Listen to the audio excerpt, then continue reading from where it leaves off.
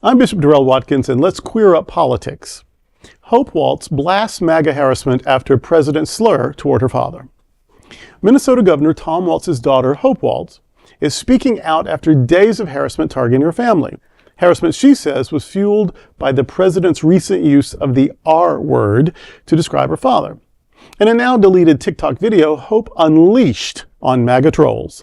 No, I'm talking about this because while my family and I are always going to be the bigger people, the president calling my dad what he did has unleashed a storm regarding offensive language towards me and my family, and specifically my brother. You can call me whatever you want. You can call my dad, my mom.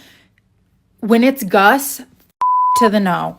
To the no. He dealt with people calling him that last August, and now there's a resurgence. And no, how is it okay that the president of the United States can call somebody, anybody, doesn't matter who they are, that, and then all of his freaking cult members come and attack those people and that person's family? Say what you want about my dad. He's an elected official, right? Like, that's going to happen. I think it's utterly disgraceful that the president would do that. But then the attacks that I have seen, I have people DMing me saying absolutely horrendous things. When I was home last week, somebody drove by and screamed that we were R words, just driving by in their car. I'm like, what world are we living in? And again, I draw the line at Gus because he dealt with that before, and not again. You people are disgraceful. Shame on you, all of you. Hope said messages flooding her DMs have been absolutely horrendous, and that someone even drove past their home and yelled the slur. Newsflash, Donald J. Trump is reprehensible. That his business is bullying.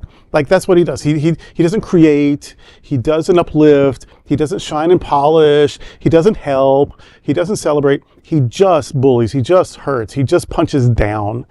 And that this, first of all, I didn't know anybody even said that word anymore. I mean, I thought that was just like such an archaic, ancient, ridiculous word.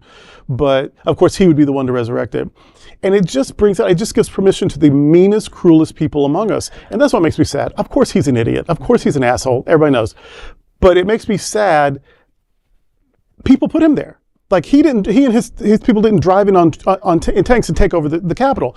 People put him there and haven't run from him screaming in the midst of all this. So that's what makes me sad, is that there are enough people that give him permission to give them permission to be their worst selves. Trump is the name-calling schoolyard bully who grew into a name-calling illiterate man-baby sex offender who wears a dirty diaper. Hey, I think I just called him names. No, you did. You were reporting the news. Oh my goodness. You know, every time something like this happens, it flashes in my head that Mary Trump, his niece that wrote a book about him, explained that in his childhood, in his family of origin, the phrase she uses is cruelty is their currency. That they were constantly finding ways to one-up each other, to destroy each other's egos, and that Donald Trump was raised to think that that's how you win in life from the time he was a small child. You know, talk about never being able to find your connection to anything higher. Yeah. You know, I mean, yeah, trauma begets trauma. Doesn't make it right. It doesn't make it okay that he's the president and that he's encouraging others as the leader of our country. But right.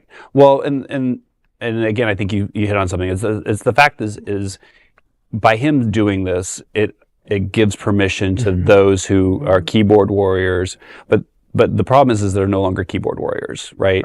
You know, you can block people on social media, but when they start seeking out your residences, driving once past, he pardoned the January 6th people, correct. It was very, very clear whose side he was on. If you want to look at it that way, light or dark. He's on dark. his side. He instigated them and then pardoned them. Yeah. But let's just talk about, law and order and but here's the thing.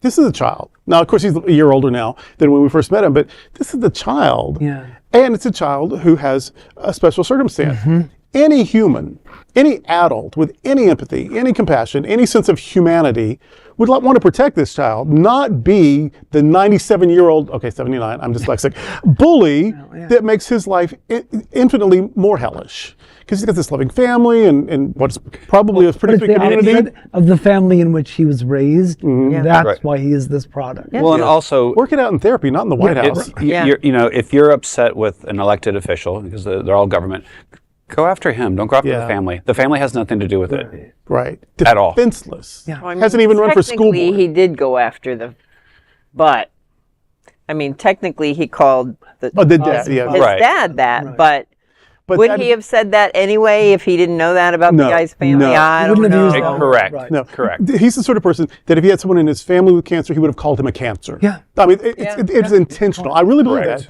that it's, and I don't know that it's conscious. I think he has so rehearsed this so long that it's just who he is. But if his wife was in a wheelchair, he would say something about him being lame. I mean, he would. I'm telling you, it was very intentional. Yeah. Yep. Well, there's no other queer nonprofit media platform like this in the entire world. Support our LGBTQ stories by sharing them and subscribing to Queer News Tonight.